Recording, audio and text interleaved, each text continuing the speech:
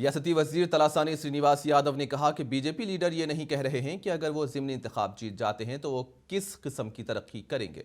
T Srinivas Yadav मुनुगोडू हल्के के नामपल्ली मंडल के एर्रीगुडम में इंतखाबी मुहिम चला रहे थे। इन्होंने कहा कि अगर टीआरएस उम्मीदवार प्रभाकर रेड्डी जीत जाते हैं तो मुस्तकबिल में तरक्की होगी। इन्होंने कहा कि तेलंगाना हुकूमत के बरसरे इख्तिदार आने के बाद रियासत में कई फलाही स्कीमात नाफिज की गई हैं। श्रीनिवास यादव ने कहा कि आवाम बीजेपी से सख्त नाराज हैं और इसी वजह से वो बीजेपी लीडरों को इंतखाबी मुहिम चलाने से रोक रहे हैं। वाज़ेह है कि यहां 3 नवंबर को पोलिंग होगी और नताइज का ऐलान 6 नवंबर को किया जाएगा।